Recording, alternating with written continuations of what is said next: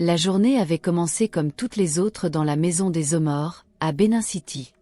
Isoken, qui avait seulement 18 ans, venait de finir de balayer la cour lorsque sa mère, Mama Ezosa, l'appela depuis la cuisine. « Dépêche-toi et va me chercher de l'eau dans le tonneau. Ton père et moi sommes en retard pour le voyage. » Son père, P.A. Omoré, homme fier de 60 ans à la voix pleine d'autorité, était déjà vêtu de ses plus beaux habits traditionnels. Il avait été invité à une réunion communautaire à Oshi, un voyage qui exigeait la présence de lui et de sa femme. La vieille Peugeot 504 familiale attendait. Isoken roula des yeux, taquine. « Papa, tu ne peux pas attendre un peu? Laisse au moins maman se reposer d'abord. » Son père rit en ajustant son chapeau. « Ma fille, si je n'arrive pas à l'heure, ces anciens vont dire que je deviens vieux et lent. » Mama Ezosa ajouta rapidement. « Ne t'inquiète pas, tout va bien. Nous serons de retour avant le soir. Assure-toi que tes sœurs mangent et ne laisse pas la maison en désordre. » Et si, l'aîné des plus jeunes avec 15 ans, passa la tête par la porte. « Maman, achète des beignets à ton retour, oh. » La famille rit. Osa, la benjamine de la maison avec seulement 8 ans, courut dans les bras de son père. Il la souleva sans effort et déposa un baiser sur son front. « Occupe-toi de tes sœurs, Isoken. Tu es l'aîné, tu entends ?» dit-il fermement. Isoken hocha la tête. Elle ne savait pas que ce seraient les derniers mots que son père lui adresserait. En milieu de journée, les filles étaient à l'intérieur, chantant en regardant un film Nollywood, lorsque la voisine, Mama Rebecca, fit irruption dans leur cour, le visage empreint de panique. « Isoken, Isoken, viens vite. Je viens d'entendre. Jésus, aie pitié. Je viens d'entendre que vos parents, la voiture de vos parents. » Les mots sortirent de sa bouche comme du verre brisé. « Qu'est-ce qu'il y a ?» Le cœur d'Isoken se serra dans sa poitrine. « Mama Rebecca, parle. » Ils ont dit qu'il y avait eu un accident sur la route d'Oshi. Un horrible accident. Vos parents, Peugeot. Oh mon Dieu! Hurla Essie. Evie resta figée. Osa se mit à pleurer sans bien comprendre. Non, pas mon père, pas maman, cria Isoken, s'élançant pieds nus sur le sable brûlant. Elle courut vers la route principale, les larmes brouillant sa vue. Des voisins tentèrent de la retenir. Des heures plus tard, la vérité s'abattit. Ses parents n'étaient plus. Tous deux écrasés dans l'épave d'un camion qui avait perdu ses freins. La voiture était méconnaissable. La nouvelle se propagea comme une traînée de poudre dans le quartier. Des femmes se rassemblèrent en pleurant. Des hommes secouèrent la tête. Les enfants Omor, 4 au total, étaient désormais orphelins. Isoken s'assit par terre, la poussière collant à sa sueur et à ses larmes. Essie s'agrippait à son épaule. Evie se lamentait de façon incontrôlable. Et la petite Osa n'arrêtait pas de demander « Où est maman? Où est papa? Pourquoi ils ne reviennent pas ?» Le monde qu'elle connaissait prit fin ce jour-là. L'enterrement vint rapidement. Comme le veut la tradition, les membres de la famille affluèrent de loin. Les oncles firent de longs discours sur la responsabilité. Les tantes pleurèrent à chaudes larmes et promirent d'être là pour les enfants. Mais après que la poussière se fut posée et que les sympathisants furent partis, la réalité s'infiltra comme un voleur. Les factures, les frais de scolarité, la nourriture, le loyer, tout.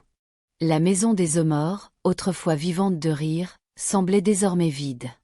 Les nuits étaient remplies de pleurs silencieux. Isoken dormait à peine. Son père n'avait laissé derrière lui que des souvenirs et des dettes. Un soir, alors que ses sœurs dormaient dans la pièce faiblement éclairée, Isoken était assise sur la véranda, fixant les étoiles. Elle se murmura à elle-même. « Comment vais-je faire cela, Seigneur? Je n'ai que 18 ans. Comment vais-je m'occuper d'elle ?» Ses larmes tombèrent comme la pluie. Elle se souvint des derniers mots de son père. « Occupe-toi de tes sœurs. » Cet ordre lui sembla désormais comme des chaînes autour de son cœur. La semaine suivante, Isoken rassembla son courage. Elle s'habilla modestement, emprunta une paire de chaussures usées à une voisine et décida de demander de l'aide. Son premier arrêt fut chez Chef Adini, l'un des plus proches amis de son père. Il vivait dans un grand manoir avec un grand portail. Elle frappa timidement. Un garde ouvrit. « Je veux voir le chef. » Dites-lui que c'est la fille d'Omoré. À l'intérieur du salon somptueux, le chef était assis dans un large agbada, sirotant du vin de palme. Il la regarda lentement, les yeux s'attardant trop longtemps sur sa poitrine. C'est bon. Tu ressembles tout à fait à ta mère dans sa jeunesse. Alors, qu'est-ce qui t'amène ici? Tremblante, elle expliqua tout. Les dettes de ses parents, ses sœurs, les frais de scolarité. Le chef se renversa sur son siège, un sourire sournois aux lèvres. Tu sais, ma chère, dans cette vie, c'est donnant-donnant. Je peux t'aider, mais toi aussi, tu dois m'aider. Tu es une femme maintenant. Je peux te monter une boutique, même payer les frais de tes sœurs. Mais en retour, tu dois réchauffer mon lit. Le cœur d'Isoken tomba. Elle se leva, la honte et la rage l'étouffant. Monsieur, vous étiez l'ami de mon père. Comment pouvez-vous? Il fit un geste de la main, méprisant. Réfléchis bien, fille. La pauvreté, ce n'est pas doux. Quand la faim te frappera, tu reviendras. Elle sortit, les genoux tremblants, l'âme brisée. Les autres amis de son père ne valaient pas mieux. L'un lui demanda d'être sa deuxième femme. Un autre lui promit de l'argent seulement si elle le rejoignait dans un hôtel. Même son oncle, son propre sang, l'appela un soir. Isoken, tu es maintenant le chef de famille. Je peux t'aider, c'est vrai, mais je ne donne pas d'argent gratuitement. Tu es une belle fille. Ne gaspille pas ta beauté. Elle raccrocha le téléphone et pleura jusqu'à s'en arracher la gorge. Le monde n'était pas tendre avec les orphelins. Cette nuit-là, Isoken s'assit dans la pièce sombre, regardant ses sœurs dormir paisiblement dans le lit. Leurs corps minces se soulevaient et s'abaissaient à chaque respiration. Elle se souvint de leur rire avant la tragédie. Elle se souvint de la voix de sa mère. Elle se murmura à elle-même. Si le monde veut que je vende mon corps pour que mes sœurs puissent manger, alors que le monde garde son argent. Je ne le ferai pas. Elle regarda ses livres, son uniforme scolaire soigneusement plié dans un coin. Les rêves de devenir avocate flottaient dans son esprit. Mais elle secoua la tête. Non, elles doivent aller à l'école. Même si je lave des assiettes à vie, elles doivent finir leurs études. À 18 ans, Isoken sacrifia son avenir. Elle abandonna l'école, noua un pagne autour de sa taille et le lendemain, partit au marché chercher du travail. C'est ainsi que commença un parcours de douleur, de sueur et de larmes silencieuses. Le jour où Isoken abandonna l'école se fondit dans des semaines, puis des mois. Elle n'avait que 18 ans, mais elle ne se sentait plus comme une petite fille. La vie lui avait imposé le poids de la maternité, de la responsabilité et de la survie. Son uniforme scolaire, autrefois symbole d'espoir, pendait intact à un clou dans le coin de leur appartement d'une seule pièce. Chaque matin, en se réveillant, elle y jetait un coup d'œil, la poitrine serrée, mais elle se rappelait « Pas moi, Seigneur. Laisse mes sœurs avoir ce que je ne peux pas avoir. » Isoken commença par du petit commerce. Elle emprunta 2000 néras à Mama Rebecca pour acheter des arachides grillés et de l'eau en sachet. Chaque après-midi, elle portait un lourd plateau sur la tête, vendant sous le soleil brûlant du Bénin. Eau pure, arachide, eau pure, arachide. Sa voix résonnait dans la circulation. Les voitures klaxonnaient. Certains conducteurs l'appelaient « belle fille ». Certains sifflaient. D'autres l'ignoraient complètement. Le soir, ses pieds brûlaient d'ampoules et sa gorge était sèche d'avoir crié.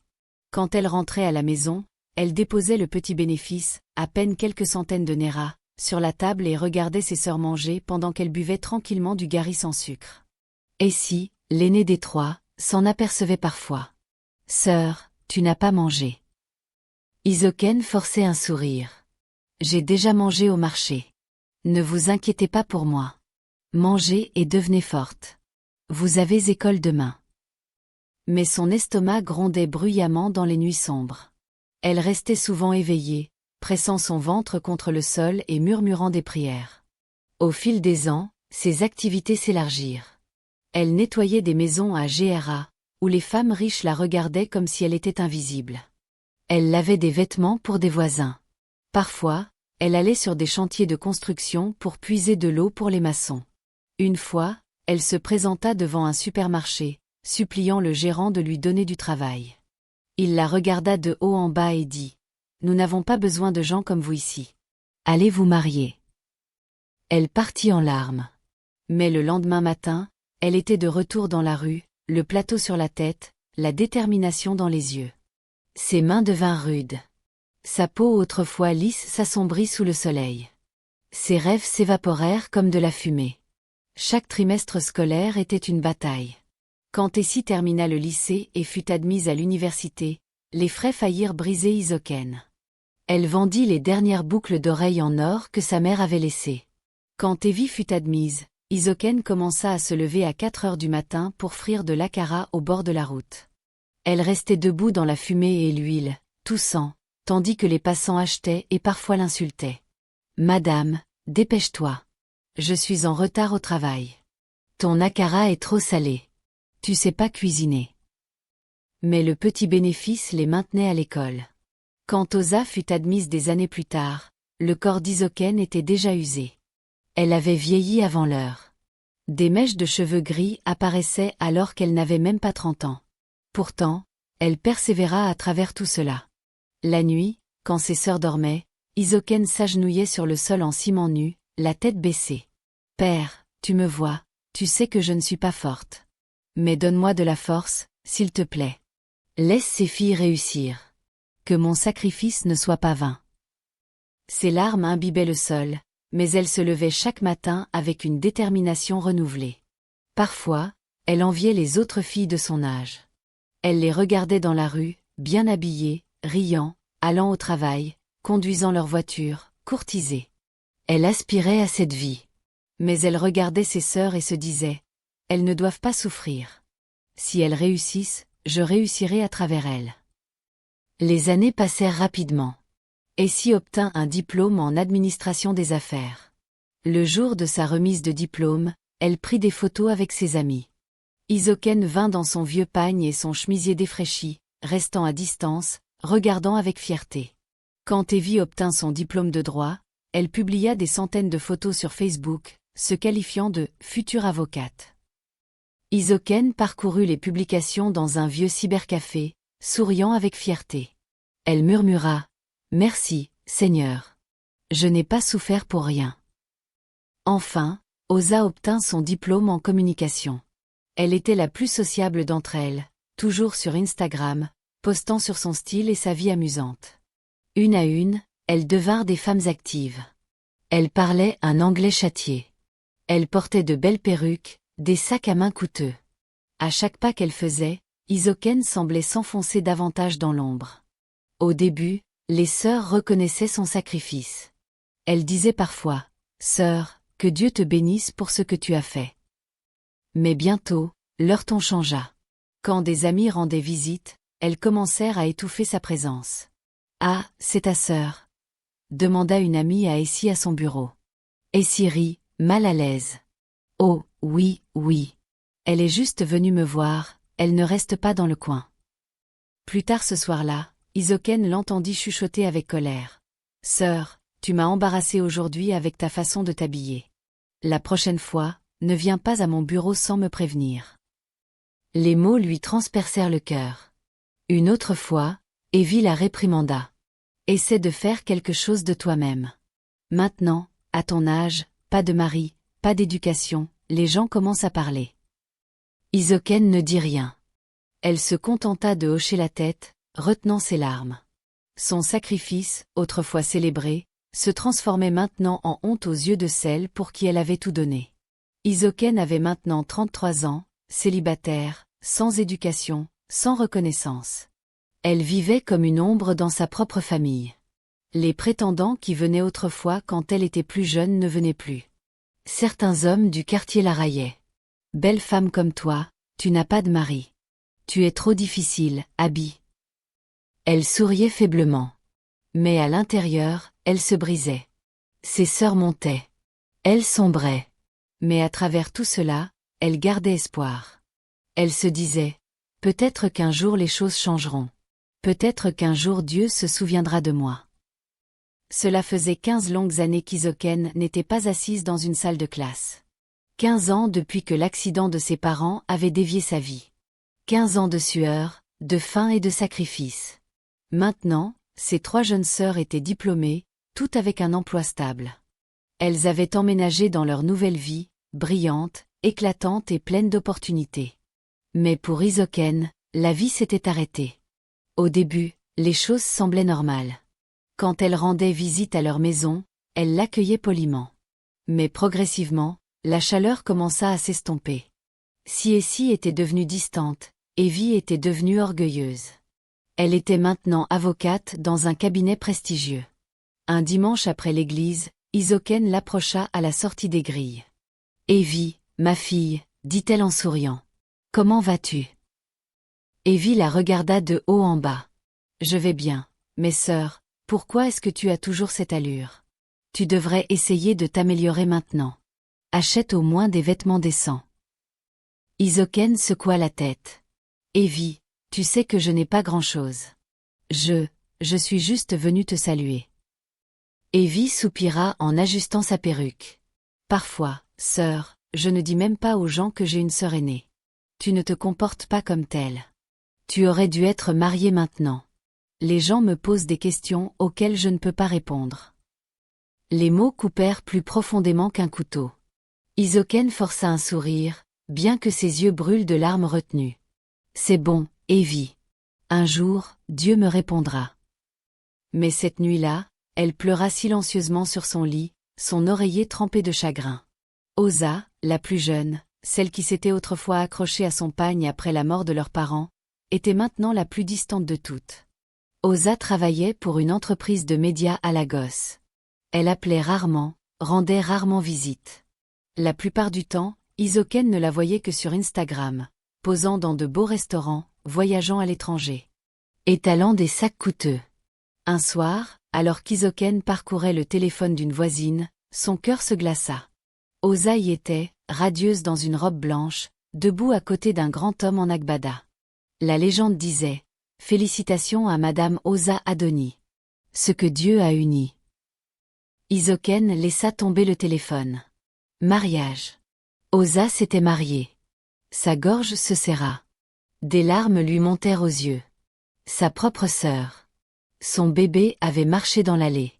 Et elle n'avait même pas été invitée. Pas même informée. Ses mains tremblaient tandis qu'elle murmurait. Après tout ce que j'ai fait pour elle, elle ne voulait même pas de moi là-bas. La voisine, la pitié dans les yeux, lui tapota l'épaule. Désolée, Hisoken. Peut-être qu'elle ne voulait pas te déranger. Mais Hisoken connaissait la vérité. Elles avaient honte d'elle. À partir de là, les choses empirèrent. Lors des réunions familiales, ses sœurs l'évitaient. Au fait, elle se présentait fièrement mais mentionnait rarement son nom. Quand des parents demandaient « Où est votre sœur aînée ?» Elle répondait vaguement « Elle est dans le coin. » Une fois, elle entendit une amie chuchoter. « Alors c'est la sœur ? Pas étonnant qu'elle ne parle pas d'elle. Elle a l'air d'une villageoise. » L'humiliation s'enfonça dans ses os. Une nuit, incapable de supporter la douleur, elle s'assit dehors au clair de lune. La cour était silencieuse. Elle serra sa poitrine et murmura. « Seigneur, est-ce ma récompense ? Est-ce ce que je reçois pour avoir souffert toutes ces années ? J'ai tout abandonné, mon éducation, ma jeunesse, mon corps, mes rêves, juste pour elle.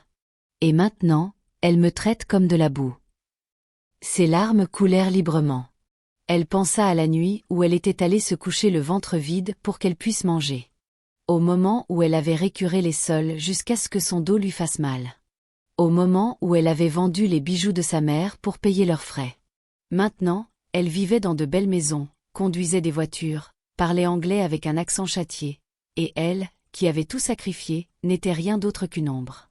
Son cœur se brisa cette nuit-là d'une manière que les mots ne pourraient jamais pleinement décrire. Quelques jours plus tard, elle emprunta à nouveau le téléphone d'une voisine. Elle parcourut Facebook, regardant une fois de plus les photos du mariage d'Osa. Il y avait des centaines de commentaires. Belle mariée. Félicitations. La sœur de l'avocate. La petite sœur d'Essie est magnifique. Mais pas une seule fois, pas même une fois, personne ne mentionna Hisoken. C'était comme si elle n'existait pas. Sa poitrine se serra. Elle se murmura à elle-même, elles m'ont effacée. Je leur ai donné ma vie et elles m'ont effacée. Elle posa le téléphone et resta assise, immobile, fixant le mur. Le silence de cette pièce était plus fort que tout bruit qu'elle avait jamais entendu. Pour la première fois, elle se sentit comme une exclue de sa propre lignée. Les jours qui suivirent le mariage secret d'Osa s'étirèrent en nuits qui semblaient interminables. Pour la première fois depuis la mort de ses parents, Hisoken se sentit vraiment vaincue. Tous ses sacrifices, ses années de labeur, sa jeunesse perdue, tout semblait maintenant dénué de sens. Elle se réveillait chaque matin sans la force de se lever de son lit.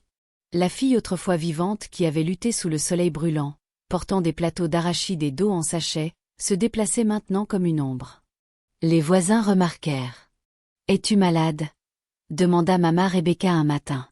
Elle força un sourire. « Non, Mama.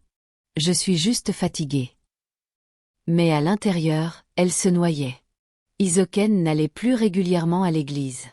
Chaque dimanche, elle se tenait devant son miroir, regardant son reflet. La femme qui la regardait semblait bien plus vieille que 33 ans. Ses yeux autrefois brillants étaient maintenant ternes, sa peau, marquée par des années de difficultés, avait perdu son éclat. « Qui suis-je maintenant ?» murmura-t-elle. « Pas une épouse, pas une mère, pas éduquée, pas désirée. » Elle commença à perdre du poids. La nourriture perdit son goût. Le rire devint étranger. Elle restait assise pendant des heures à ne rien regarder, des larmes coulant silencieusement sur son visage. La nuit, ses rêves la hantaient. Elle se voyait dans une salle de classe, levant la main pour répondre à une question.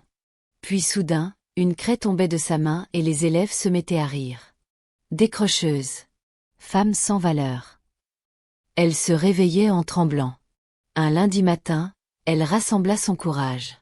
Elle pensa, peut-être que si je vais voir Essie à son nouveau bureau et que je la félicite pour sa récente promotion, les choses iront mieux. Peut-être qu'elle se souviendra de la sœur qui vendait autrefois de l'akara pour payer ses frais de scolarité. Elle emprunta un chemisier propre à une voisine, repassa soigneusement son pagne et marcha jusqu'au grand immeuble de verre où travaillait sa sœur. À la réception, l'agent de sécurité la regarda de haut en bas. « Oui. Qui cherchez-vous ?»« Je veux voir ma sœur, Essie Omoré. Elle travaille ici. » Il fronça les sourcils. « Vous en êtes sûr ? Les gens comme vous ne viennent généralement pas ici. Mais asseyez-vous. » La réceptionniste, stylée dans sa robe ajustée, décrocha le téléphone. « Madame, il y a quelqu'un ici qui prétend être votre sœur. » Quelques minutes plus tard, Essie apparut. Son maquillage était impeccable, son tailleur élégant. Mais quand ses yeux se posèrent sur Hisoken, un choc, puis de l'embarras traversèrent son visage. « Sœur, que fais-tu ici ?» chuchota-t-elle sèchement, l'attirant à l'écart. « Je suis juste venue te féliciter. J'ai appris ta promotion. Je suis fière de toi, Essie. » Essie regarda autour d'elle, nerveusement. Ses collègues regardaient. Elle baissa la voix. « Pourquoi ne m'as-tu pas appelé d'abord ? Tu ne devrais pas te présenter comme ça.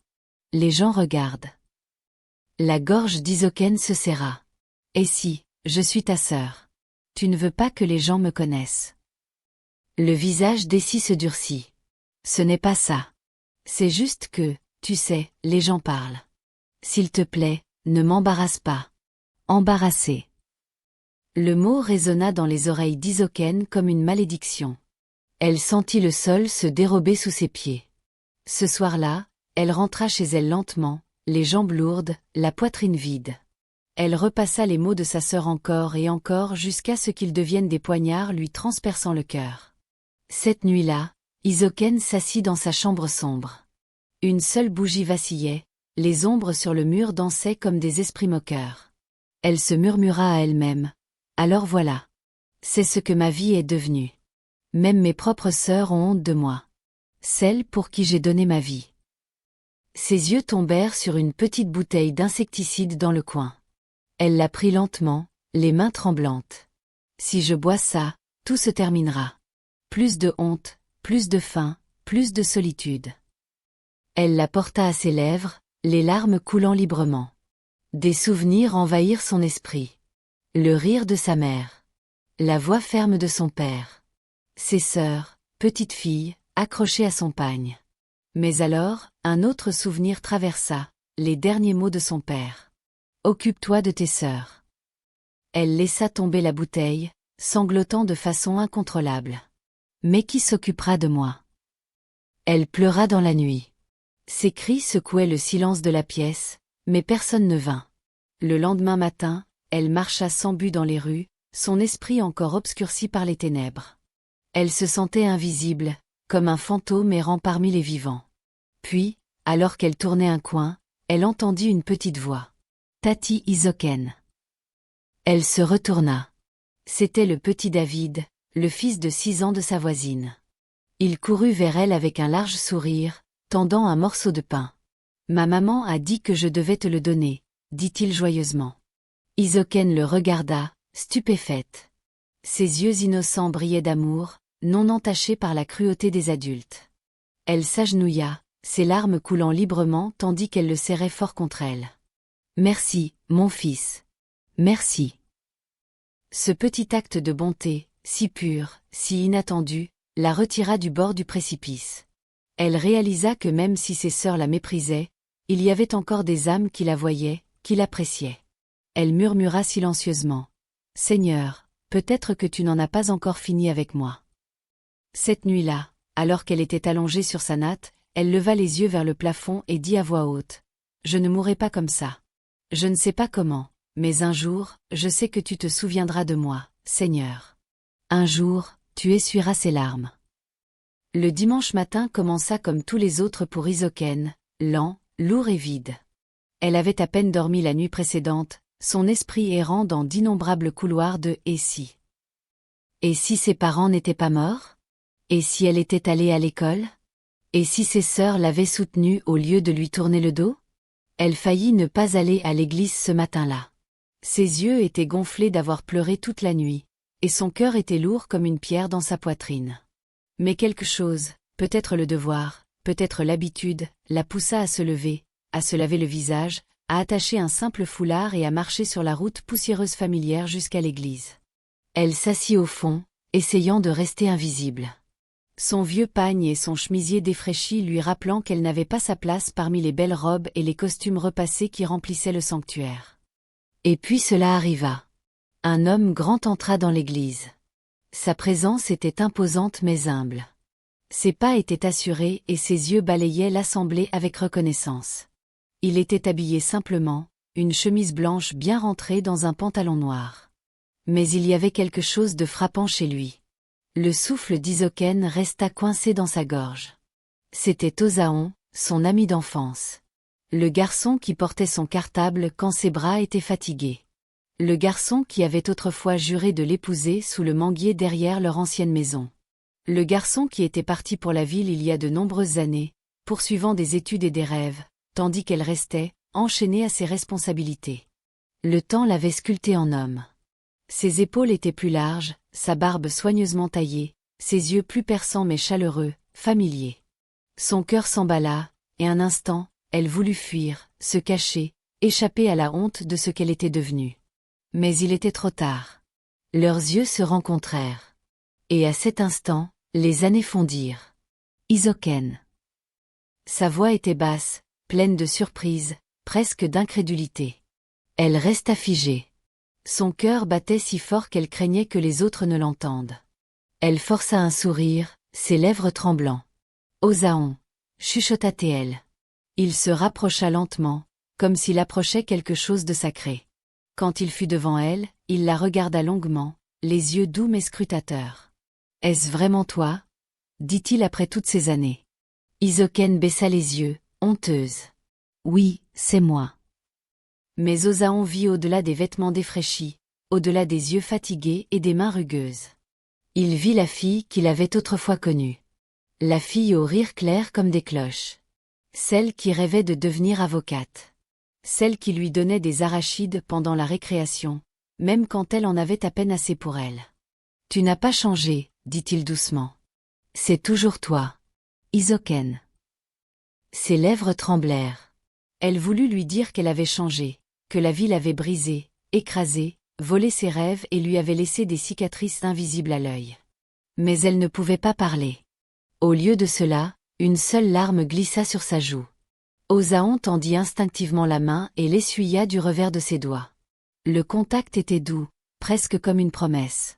Ils s'assirent à l'extérieur de l'enceinte de l'église, sous un hymne, parlant comme si le monde s'était arrêté pour leur faire de la place. « J'ai appris pour tes parents, » dit Osaon. « Je suis tellement désolé, Hisoken. J'aurais dû revenir. J'aurais dû prendre de tes nouvelles. » Elle secoua rapidement la tête. « Ne te blâme pas. La vie est juste arrivée. » Il étudia son visage. « Dis-moi, Hisoken. Pourquoi n'as-tu pas continué l'école? Tu étais l'une des plus brillantes parmi nous. Tu étais toujours première de la classe. » Sa gorge se serra. Un instant, elle ne put répondre. Puis elle expulsa les mots, sa voix à peine audible. « J'ai abandonné pour mes sœurs. Elles avaient plus besoin de moi. Je devais travailler pour qu'elles puissent aller à l'école. Elles sont toutes diplômées maintenant. » Les yeux d'Osaon s'écarquillèrent. « Tu as tout sacrifié pour elles. » Elle hocha la tête, avalant la boule dans sa gorge. « Oui, mais maintenant, elles ne veulent plus de moi. Elles me traitent comme si je n'étais rien. » Le silence qui suivit était épais. Le poing d'Osaon se serra. Il avait vu l'égoïsme chez les hommes, la cruauté chez les étrangers. Mais entendre que ses propres sœurs l'avaient rejeté après tout ce qu'elle avait fait, cela le consuma jusqu'à l'os. Finalement, il se tourna vers elle avec un regard si intense qu'elle en eut le souffle coupé. « Hisoken. Tu as donné ta vie pour les autres. Maintenant, il est temps que quelqu'un donne sa vie pour toi. » Elle cligna des yeux, confuse. « Que veux-tu dire, Osaon ?» Il prit une profonde inspiration. « Je veux dire que je veux t'épouser, Hisoken. Je veux te rendre tout ce que tu as perdu. L'éducation, l'amour, la dignité, la joie, tout. Tu le mérites. » Son cœur s'arrêta. Elle le fixa, incapable de traiter ses mots. « M'épouser » chuchota-t-elle, presque riant d'incrédulité. « Osaon, regarde-moi. Je suis vieille maintenant. Je n'ai rien. Je ne suis plus belle comme avant. Je ne suis pas éduquée. Je suis... » Il l'interrompit fermement, ses yeux ne quittant pas les siens. « Tu n'es pas vieille, Hisoken. Tu as juste besoin qu'on s'occupe de toi.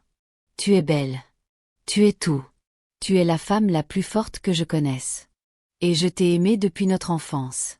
Cela n'a pas changé. » Quand la nouvelle parvint à ses sœurs qu'Hisoken était fiancée, elles se rassemblèrent comme des vautours, non pas avec joie, mais avec sarcasme. « Te marier ?» se moqua Essie, rejetant ses longues tresses en arrière. « À ton âge? Et à qui? Cet homme doit être aveugle. » Evie rit amèrement. « Alors après toutes ces années, un mari par pitié est ta récompense? Tu crois que le mariage effacera la honte d'être une décrocheuse? » Osa ricana, sa voix dégoulinant de venin. « Celle-là est juste désespérée. Ne nous embarrasse pas, Hisoken. Si tu veux te marier, fais-le discrètement. Ne traîne pas nos noms dans tes bêtises. » Leurs mots poignardaient plus profondément que des couteaux. Chaque phrase était un rappel que peu importe ce qu'elle avait fait pour elle, elle ne la verrait jamais comme digne. Mais cette fois, Hisoken ne pleura pas. Elle releva le menton, ses yeux flamboyants d'une force qu'elle n'avait jamais vue auparavant. « Vous m'appelez honte, » dit-elle calmement. « Mais je m'appelle sacrifice. Vous pouvez rire maintenant, mais un jour vous comprendrez ce que signifie donner sa vie par amour. » Puis elle tourna les talons, les laissant sans voix. Des semaines plus tard, à l'aéroport, Hisoken se tenait à côté d'Osaon, son petit sac serré dans ses mains. Ce n'était pas grand-chose, juste quelques vêtements et une vieille Bible. Mais son cœur portait à la fois un poids insupportable et un espoir inébranlable. Alors que l'avion se préparait au décollage, elle regarda par le hublot. La terre pour laquelle elle avait saigné, pleuré et souffert rapetissait sous elle. Les visages de ses sœurs traversèrent sa mémoire. Le mépris, la trahison, le rejet. Elle essuya ses larmes et murmura une prière. « Seigneur, je leur ai tout donné et elles m'ont laissé avec rien. Mais tu m'as donné Osaon, tu m'as vu, tu t'es souvenu de moi. Merci, mon Dieu. » Osaon chercha sa main et la serra fermement. « À partir d'aujourd'hui, Hisoken, tu ne marcheras plus jamais seul. » Et alors que l'avion s'élevait dans le ciel, laissant le Nigeria derrière lui, Hisoken ressentit quelque chose qu'elle n'avait pas ressenti depuis des années. La liberté. Elle portait encore sa douleur, oui, mais maintenant, à côté, elle portait l'espoir, une lueur de lumière. La nouvelle vie commença, non pas avec des feux d'artifice, mais avec des pas calmes et réguliers. Hisoken atterrit au Royaume-Uni par une soirée fraîche. L'air était vif. Elle serra son petit sac à main, sa Bible pressée contre sa poitrine. À côté d'elle, Osaon souriait, sa ferme étreinte sur sa main, un rappel constant qu'elle n'était plus seule. Les premières semaines furent éprouvantes. La ville était rapide, l'accent étrange, le temps froid. Elle se sentait souvent comme une étrangère dans un rêve. Parfois, elle s'asseyait à la fenêtre de leur petit appartement à Londres, regardant la rue inconnue, des larmes roulant sur ses yeux. « Suis-je digne de cela ?» murmurait-elle à elle-même. « Est-ce que je mérite ce genre d'amour, ce genre de vie ?» Mais Osaon ne la laissa jamais douter. Un soir où il la trouva recroquevillée sur le lit, pleurant, il s'assit à côté d'elle, lui souleva doucement le menton et dit « Hisoken, écoute-moi. Tu n'es pas une erreur. Tu n'es pas un fardeau. Tu es un cadeau. Tout ce que tu as traversé, chaque larme, chaque sacrifice, n'a pas été gaspillé. Dieu t'a préservé pour ce moment. Et je passerai le reste de ma vie à te prouver que tu vaux plus que des rubis. » Ces mots transpercèrent ses insécurités, la laissant à la fois brisée et guérie en même temps. Fidèle à sa promesse, Osaon l'inscrivit dans un programme d'éducation pour adultes. Remarcher dans une salle de classe après près de 2 décennies fut comme entrer dans un lieu sacré. Elle était nerveuse au début, entourée d'étudiants plus jeunes et vibrants. Certains riaient doucement de son accent, de son stylo, de ses difficultés à écrire, mais Hisoken persévéra. Chaque fois qu'elle trébuchait, elle se souvenait de la nuit où elle était allée se coucher le ventre vide pour que ses sœurs puissent manger. Chaque fois qu'elle faiblissait, elle se souvenait des mariages auxquels elle n'avait pas été invitée, des anniversaires auxquels on ne l'avait pas conviée, de l'humiliation au bureau quand sa sœur l'avait traitée de villageoise. Et avec chaque page qu'elle lisait, chaque examen qu'elle réussissait, c'était comme si elle reprenait une partie d'elle-même que la vie lui avait volée. Lentement mais sûrement, Hisoken se transforma. Son anglais devint plus châtié. Sa confiance grandit. Elle apprit à utiliser des ordinateurs, quelque chose qu'elle pensait autrefois impossible. Un jour, après avoir rendu une dissertation, son professeur l'appela à part. « Hisoken, ton histoire est puissante. Ta façon d'écrire, ta façon d'exprimer tes pensées. Tu as un don. As-tu déjà pensé à écrire un livre ?» Elle rit timidement. « Moi ? Un livre ? » « Oui, » dit fermement le professeur. « Ta vie elle-même est un témoignage. Les gens ont besoin de l'entendre. » Pour la première fois depuis des années, Hisoken se sentit non seulement comme une survivante, mais comme une femme ayant une voix. Les années passèrent et Hisoken obtint son diplôme avec les honneurs. La fille qui vendait autrefois des arachides dans la circulation, qui lavait les vêtements des gens pour maintenir ses sœurs à l'école, marcha sur une estrade en toge et mortier alors que son nom était appelé. Les larmes brouillèrent sa vision. Elle regarda dans la foule et vit Osaon l'acclamer comme un mari fier. Elle pensa à ses parents, à la fierté qu'ils auraient ressentie. Elle pensa à la petite fille qu'elle était autrefois. Et elle pensa aux innombrables nuits où elle restait éveillée, dans la faim et les larmes. Dieu s'était souvenu d'elle. Un matin d'hiver froid, alors qu'elle buvait du thé à la fenêtre, son téléphone vibra. C'était un message sur Facebook. Le nom fit s'arrêter son cœur. C'était Tessie, sa sœur. Celle qui s'était autrefois moquée d'elle, l'avait traitée de honte, lui avait dit de ne pas embarrasser la famille. « Hisoken, s'il te plaît, pardonne-moi », disait le message. « J'ai besoin de ton aide. Tout s'est effondré. Mon mari m'a quitté. J'ai perdu mon travail. Je ne sais pas vers qui d'autre me tourner. » Les mains d'Hisoken tremblèrent. Les souvenirs revinrent en flot. Le mariage auquel elle n'avait pas été invitée. Les insultes, l'humiliation. Un instant, l'amertume monta comme de la bile dans sa gorge. Pourquoi aiderait-elle ? Pourquoi tendrait-elle la main aux 13 personnes qui avaient craché sur son sacrifice ?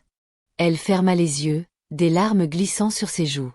Puis elle se souvint des mots d'Osaon, « Tu es un cadeau. » Et un verset de la Bible de sa mère lui chuchota au cœur, « À moi la vengeance, dit le Seigneur. » Avec des doigts tremblants, elle tapa sa réponse. « Et si, je t'ai pardonné il y a longtemps. Dis-moi, de quoi as-tu besoin ?» Il y eut un long silence. Puis Essie répondit par un seul mot. « Grande sœur. » Pour la première fois depuis de nombreuses années, Essie l'appelait ainsi à nouveau.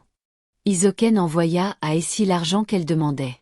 Un soir, assise dans son bureau entourée de livres et de journaux, Hisoken sortit son journal et commença à écrire. Son écriture était désormais ferme. Elle écrivit. « La vie m'a tout pris, mes parents, mon éducation, ma jeunesse, ma dignité. Mais Dieu m'a tout rendu en son temps. Il m'a donné l'amour à travers Osaon, le savoir à travers l'éducation et un but à travers le service. J'ai porté la douleur si longtemps que je pensais que c'était mon nom. Mais maintenant je vois que mon nom est victoire. Mon nom est grâce. Mon nom est Hisoken. » Si vous avez aimé cette histoire, alors je suis certaine que vous aimerez la prochaine histoire affichée à l'écran en ce moment. Veuillez cliquer sur la vignette et regarder la prochaine histoire. Soutenez-moi en aimant cette vidéo. Partagez avec votre famille et vos amis et abonnez-vous à ma chaîne. À bientôt pour ma prochaine histoire.